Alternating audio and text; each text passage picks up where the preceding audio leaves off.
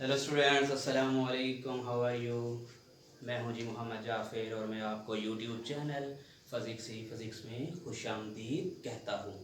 Students, हम study कर रहे हैं एफएससी पार्ट 2 फिज़िक्स और हमारा चैप्टर नंबर 12 इलेक्ट्रोस्टैटिक्स का आर्टिकल है जी electric flux through a close surface enclosing a charge tube. हमने यहाँ पर क्या करना है जी, पहली बात इलेक्ट्रिक फ्लक्स मालूम करना है, लेकिन शर्त दी गई है सरफेस क्या होनी चाहिए, क्लोज होनी चाहिए। और तीसरी बात लाजमी करार दी गई है कि चार्ज उसके अंदर क्लोज होना चाहिए। चार्ज क्लोज होगा तो इलेक्ट्रिक फ्लक्स पैदा होगा, इतना पैदा होगा। और इलेक्ट्रिक फ्लक्स किस पर डिपेंड करेगा, वो कौन से फैक्टर्स हैं और किन फैक्टर्स पर ये डिपेंड नहीं करेगा, तो आज हम उनको स्टडी करेंगे। स्टूडेंट, सबसे पहले हम लिखते हैं कि वो पहले पढ़ चुके हैं कि इलेक्ट्रिक फ्लक्स क्या है। वी नो दैट, हम जानते हैं, वी नो दैट, हम जानते हैं electric flux is equals to E dot A। आप जानते हैं E हमारे पास क्या है, इलेक्ट्रिक फील्ड लाइंस हैं, और एक क्या है हमारे पास वेक्टर एरिया है, और ये दोनों का क्या हो सकता है, डॉट प्रोडक्ट भी हो सकता है। We can write this equation in such a way electric flux is equals to E A cos theta. मैं इसे ले लेता हूँ इक्वेशन नंबर 1 का। लेकिन आज की हमारी कंडीशन क्या है कि हमें क्या लेनी है, ये क्लोज्ड सरफेस लेनी है। स्टूडेंट, सबसे पहले मैं यहाँ पर एक क्लोज सरफेस ड्रा करता हूँ। सपोज कर लेता हूँ जी, ये हमारे पास एक स्फीयर है, राइट हो गई बात। इसके अंदर हमें क्या लेना है, एक चार्ज लेना है, और कौन सा चार्ज लेना है, हमें एक पॉजिटिव चार्ज लेना है। ये हमारे पास पॉजिटिव चार्ज आ गया, और आप जानते हैं कि पॉजिटिव चार्ज से क्या पैदा होती है, electric field line. It mean यहां से क्या पैदा हो रही है, इलेक्ट्रिक फील्ड लाइंस पैदा हो रही हैं। कौन से चार्ज से? Students, positive charge. और सिंपल सी बात है, अगर ये इलेक्ट्रिक फील्ड लाइंस पैदा हो रही हैं तो इस स्फीयर में से गुजरेंगे, तो यहां पर क्या पैदा करेंगे जी, इलेक्ट्रिक फ्लक्स। सवाल ये पैदा हुआ कितना। और याद रखें, हमें सबसे पहले क्या करना है, इस स्फीयर को स्मॉल पार्ट्स में क्या कर देना है, डिवाइड। आपके माइंड में क्वेश्चन होगा, सर हम इन स्फीयर को पार्ट्स में क्यों डिवाइड करते हैं? तो ये आंसर भी मैं आपको बताता हूं। सबसे पहले हम इसको डिवाइड कर लेते हैं स्मॉल पार्ट्स में। हमने स्फीयर की सरफेस को क्या कर लिया, डिवाइड कर दिया स्मॉल पार्ट्स में, और इनको हम सपोज कर लेते हैं इस पार्ट का जो एरिया है स्टूडेंट, उसे मैं कह देता हूं डेल्टा A1, और इसमें से जो इलेक्ट्रिक फील्ड लाइंस गुजर रही हैं उन्हें मैं कह देता हूं E1। बिल्कुल इसी तरह अगर हम इस पैच की बात करें, इस टुकड़े की बात करें, तो इसका एरिया क्या कहलाएगा, डेल A2, और इसमें से जो इलेक्ट्रिक फील्ड लाइन गुजरेंगी स्टूडेंट्स, वो कहलाएंगी E2 रिस्पेक्टिवली। मैं सपोज कर लेता हूं कि मैंने इसके n पार्ट्स बनाए, तो इसका एरिया क्या कहलाएगा, डेल्टा AN, और इसमें से गुजरने वाली इलेक्ट्रिक फील्ड लाइंस कितनी होंगी, उन्हें कह देते हैं जी EN। राइट हो गई बात। हमने क्या किया, एक स्फीयर ली और उसकी सरफेस को स्मॉल पार्ट्स में क्या कर लिया, डिवाइड। मैंने यहाँ पर एक क्वेश्चन कहा था कि आप सोच रहे होंगे कि हमने इसको स्मॉल पार्ट्स में डिवाइड क्यों किया। शायद आपको याद हो, पहले लेक्चर में हमने स्टडी किया था कि इलेक्ट्रिक फ्लक्स को कैलकुलेट करने के लिए दो बातों को माइंड में जरूर रखना है। पहली क्या थी, एरिया शुड बी फ्लैट। मैं यहाँ पर अगेन मेंशन कर रहा हूं, area should be flat, area हमवार होना चाहिए। जबकि स्फीयर क्लोज थी, एरिया कर्व फॉर्म में था, तो हमने एरिया को फ्लैट बनाने के लिए क्या किया, उसको स्मॉल पैचेस में डिवाइड किया। फिर दूसरी कंडीशन थी, इलेक्ट्रिक फील्ड लाइन या इलेक्ट्रिक फील्ड इंटेंसिटी क्या होनी चाहिए, शुड बी कांस्टेंट।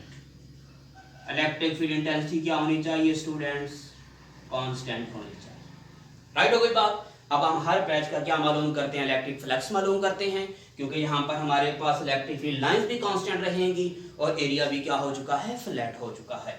सबसे पहले हम पार्ट 1 का फ्लक्स मालूम करते हैं स्टूडेंट्स, तो वो क्या कहलाएगा, φ1 कहलाएगा। इसको यूं राइट कर लेते हैं, E1 डॉट डेल A1, ये बन जाएगा students E1 del A1 cos theta. और याद रखें मैक्सिमम फ्लक्स गेन करने के लिए हमने कहा था कि वेक्टर एरिया और electric field lines must be parallel. अगर ये पैरेलल होंगी तो फ्लक्स मैक्सिमम होगा, अदरवाइज फ्लक्स मैक्सिमम नहीं होगा। अगर हम इसको पैरेलल डायरेक्शन में राइट करें तो हमारे पास एंगल क्या बनेगा students, E1 del A1 cos 0 degree, और cos 0 डिग्री कितना होता है, 1 होता है। तो हमारे पास इलेक्ट्रिक फ्लक्स आ गया फर्स्ट पैच का E1 डेल A1, राइट हो गई बात। इसी सेम टू दैट जो हमारे पास φ2 होगा वो कहलाएगा E2 डेल A2, और जो पार्ट 3 होगा वो हमारे पास कहलाएगा φ3 E3 del A3 and so on. हमने कितने यहां पर पार्ट्स बनाए, n पार्ट्स बनाए, तो ये जो हमारे पास कहलाएगा φn is equals to En del An, right हो गई बात। हमने बिल तरतीब first patch, second and third and so on n patches का हमने क्या मालूम कर लिया जी, इलेक्ट्रिक फ्लक्स मालूम कर लिया। अब हमें कैलकुलेट करना है और कि हमारे पास टोटल सफेयर का जो इलेक्ट्रिक फ्लक्स था वो कितना था, क्योंकि हमें टोटल क्लोज सरफेस का मालूम करना है। और यहाँ पर क्लोज सरफेस मैंने क्या ली है स्टूडेंट्स, सफेयर ली है। तो सबसे पहले मालूम करते हैं जी total flux, total electric flux, electric flux. तो टोटल जो हमारे पास यहाँ पर इलेक्ट्रिक फ्लक्स आएगा स्टूडेंट्स, वो आएगा जी हमारे पास electric flux is equals to φ1 φ2 φ3 and so on φn। यानी कि हमें तमाम इलेक्ट्रिक फ्लक्सेस जो मालूम किए हैं उनको क्या करना है, एड अप कर देना है। तो हम इसको यूं राइट कर सकते हैं students, E1 delta A1 E2 del A2 E3 del A3 and so on En del An, right हो गई बात। स्टूडेंट्स हमने इसमें पहली बात की कि हमारे पास इलेक्ट्रिक फील्ड इंटेंसिटी शुड भी क्या होनी चाहिए, कांस्टेंट, यानी कि मैग्नीट्यूड इलेक्ट्रिक फील्ड लाइंस की क्या रहनी चाहिए, सेम रहनी चाहिए। तो students we can write this E1 E2 E3 is equals to En is equals to E, यानी कि तमाम इलेक्ट्रिक फील्ड लाइंस पार्ट 1 2 और 3 के लिहाज से किसके इक्वल्स आ गई, जस्ट E के। तो E यहां से क्या आ जाएगा, कॉमन आ जाएगा, बाकी बच जाएगा हमारे पास del A1 plus del A2 plus del A3 and so on del An, right हो गई बात स्टूडेंट्स। तो अब देखिए ये हमारे पास अगर हम इन पैचेस के एरियाज को एड अप करें तो ये हमारे पास बन जाता है area of sphere, area of sphere. और याद रखना एरिया ऑफ सफेयर हमेशा कांस्टेंट रहता है। क्या रहता है स्टूडेंट्स, कांस्टेंट रहता है। ये ऑब्जेक्टिव भी पूछा जाता है कि कितना होगा, माइंड में रखना है जी। देखें E हमारे पास यहाँ पर क्या है, इलेक्ट्रिक फील्ड इंटेंसिटी भी हो सकती है या इलेक्ट्रिक फील्ड लाइंस भी हो सकती है। और आप जानते हैं इलेक्ट्रिक फील्ड इंटेंसिटी क्या होती है, 1/4 pi epsilon not Q upon R square, right हो गई बात।